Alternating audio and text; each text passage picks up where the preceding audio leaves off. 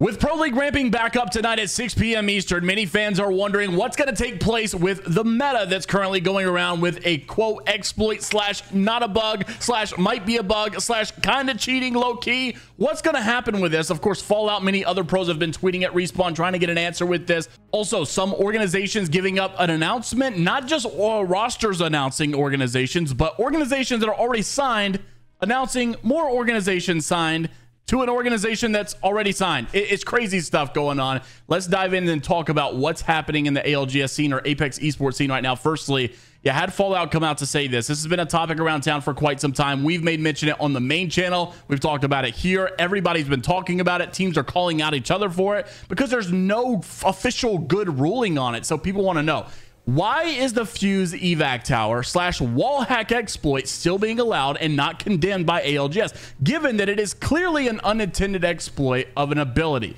He even tags many people in the ALGS scene, obviously Zach Conley being one, the league ops manager, and then also Chris Pfeiffer for this, the director of league operations here for this. So I'm actually very interested to see what the official response is, because all I've heard so far from pros themselves that have told me that they actually spoke inside of Discord, chats, and like, hey, I guess it's really not an exploit. It's kind of allowed, whatever. But they did get rid of the grenade instance of this, it seems, a while back. So then you also had like Fallout saying, hey, can either of you guys please speak on this and confirm if it was an unintended feature or an exploit? It has exploit written all over it, and it seems crazy if wall hacks and a fuse ult at that radius is intended, but would love the clarity here. So you could read some of these comments, right? We've talked about some of these coming from Rambo. Fuse ulting a balloon to get larger wall hacks is 100% an exploit. Then you see Presley actually responding to that, saying it wasn't allowed before, but now it is allowed all of a sudden. Vane said going to love comp in a pro league this weekend, knowing that they have to deal with this stuff. And then also you saw some from weeks ago, even in VNM. This is actually months ago at this point. This was back in November when VNM had actually responded to Keys inside of their Discord server when asked, hey, quick question, because I know healing crypto drone is considered an exploit and not allowed. Is Fuse ulting on an evac tower to get the wide scans considered an exploit as well as not allowed in ALGS? And he said, if it does something that it wouldn't normally do on a regular Fuse ultimate, then yes, it would be. But I've heard from others as well that they're not considering it an exploit. So it's like, what's the official ruling going to be? That's what Fallout was trying to do, and sadly, still no response. Now, Naughty came out for Cloud9, as you can see here, to respond and say this: there's zero counterplay, and also you don't need to be in the ring of fire to get that permanent wall hack. So surely the devs can specify on this whether or not it's an exploit before Pro League this weekend. Well, unfortunately, no response there. Sykes also came out to say it has nothing to do with the evac and everything to do with the Fuse ult itself.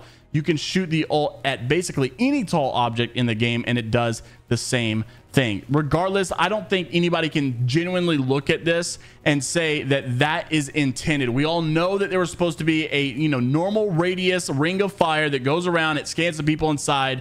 Surely everybody can agree with a logical brain that this is not supposed to be used at the same level that it is being used with the evac towers, with any tall object. It got apparently patched with the grenade. So I don't understand why there is a hesitancy to come out and talk about this.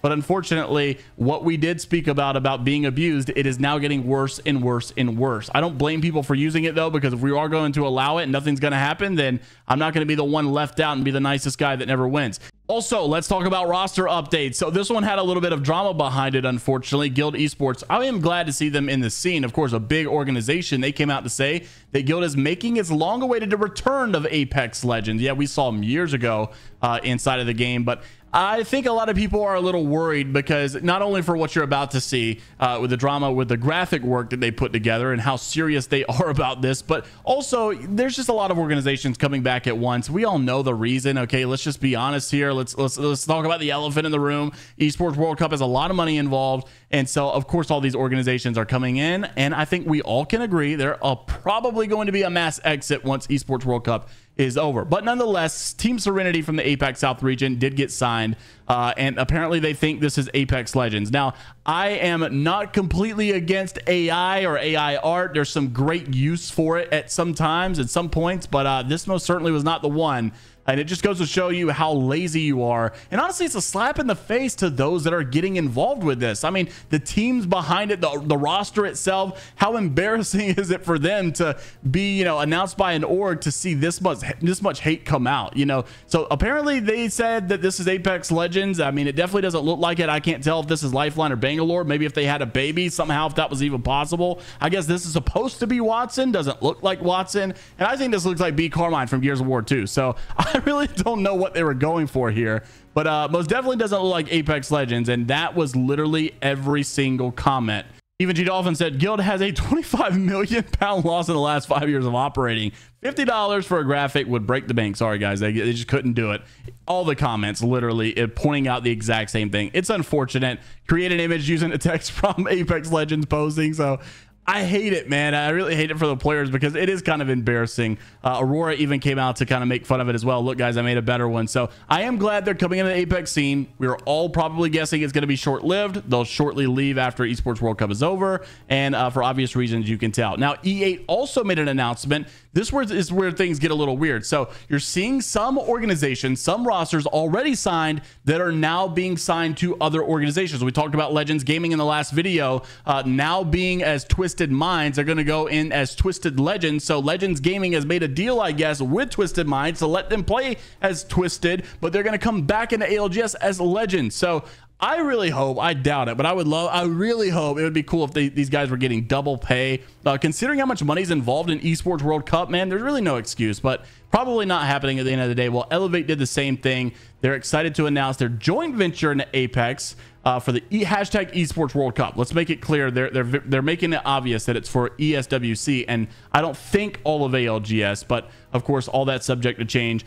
But the organization known as Bleed is going to be collaborating with Elevate for the ESWC. And honestly, I'm not opposed to it. That's what you got to do. That's what you got to do. And I'm sure that these people have bought in with some good money to approach these organizations to ask for them to lend their team out. Also, speaking of these teams, how are they performing right now? Over the last 2 days, here are the 4 sets of scrims we've had and one storyline that I feel like I need to talk about as well. Number 1, NRG in a first place. Furia, some reason, still getting the second place curse. TSM in top 3. SSG, Empire, Skidmark, LG, Yup, Oxygen, most hated. This was yesterday. Actually, the day before yesterday. Team Falcons in 11th. Just had to mention it, you know, just for all the haters out there. Also, Falcon Esports did turn it around the very next scrim set and actually did win it. First place for them. Pioneers in second, which, by the way, former Tripods, if you guys missed that, it was in the last video, but Pioneers in second place. Space Station in third. Flat in fourth. Furia in fifth. NRG in sixth. Elevate in seventh. Yup, Oxygen, and Oblivion in that top 10. Then TSM in 11th over there. Then we go to last night. Cloud9 in first place. Team Liquid in second. My boy Cap once again for CCE in third place. Happy to see those guys. Then TSM is in fourth. Notice how, I mean, I just feel like TSM, my storyline here, well, I guess let's talk about the next scrim set in just a second. Team Falcons in fifth. Furia, Flat, Yup, Oblivion, and Vanity up there. Then you go over to the final scrim set you saw yesterday. Falcons Esports, Complexity, and TSM. Again, Furia, LG, Flat, Elevate, Most Hated, Pioneers, and EC. Falcons, obviously, we knew, right? This was an insane team, an insane roster. They're going to come up here, and they're going to do big things. And they are definitely doing big things. TSM, on the other hand, I think we all had our doubts about, right? Like, yeah, Verhulst is good. Yeah, Reps has got the experience. Yes, we know Zap is good. But are they going to be able to bring this together and actually be this S-tier roster, a super team style roster? Will they be able to compete with the SSGs, the Team Falcons out there? I don't think many people at first glance said yes. I think we all knew it would take time. Even Hal said it would take time for Verhulst to be able to get there as an IGL. Obviously, things swapped and Zapdos started kind of leading a little bit. Verhulst kind of still has some leadership at times, but I think to some degree we can all look back a week after this has happened. We've seen TSM win a Pro League set. We're seeing them do consistently well in scrims. I think TSM has really exceeded expectations, in my opinion, and I'm really excited to see them continue on and move forward. But also, you're seeing a lot of consistency, I feel like, out of LG right now. That's a dark horse kind of team. Everybody's talking about these bigger ones, but you can't forget who Sweet Dreams is. You can't forget who Sykes is. You can't forget who Funk is becoming. So I really like all the teams in general. There's a lot of people that are showing a lot of signs of promise right now, and of course we will continue to follow these trends. One team that I am worried about, it's a team that I love a lot, and that is Not Moist. Of course, we saw right after they announced Timmy, they did have some success, and I think they got like a top 3 in there, but you haven't really seen any kind of crazy stuff, and honestly, neither have you from Disguised either. So we'll see how things progress and continue to progress over the next couple of days and weeks. Obviously, we are getting to the really nitty-gritty games where you got to perform if you're going to make it into the ALGS Split 2 playoffs. Also wanted to mention, just so we wrap it up, you're seeing the South American region, former Geared Gaming, Panic, also along with their coach, which was Stressado. They're also signing contracts. So it's exciting to see more organizations get involved. And I'm sure, obviously, some of these are going to be getting involved with some of your Esports World Cup. I hope just in general, South America can get more plugged into the scene again. I feel like they kind of showed their worth a little bit more at Split 1 playoffs, and I really still feel bad that they don't have a pro league and they are kind of being left out to some degree. So we shall see over the next coming days. Don't forget, today at 6 p.m. Eastern, we are going to be watching once again Pro League take place, and this is going to be Group A versus Group B. So the following teams you have: CCE, Elevate, Most Hated, NRG, Oxygen Esports, Team Pioneers, once again Tripods, just gonna have to keep hammering that until it goes in your head, SSG, Team Falcons, Weave, and Yup. Then you're going to see Group B. That's Board, Complexity, EC, Fluffy Aimers, which are the Edgers. Of course, they also changed their name recently as well. LG, Empire, NGNL, Not Moist, Skidmark, and TSM.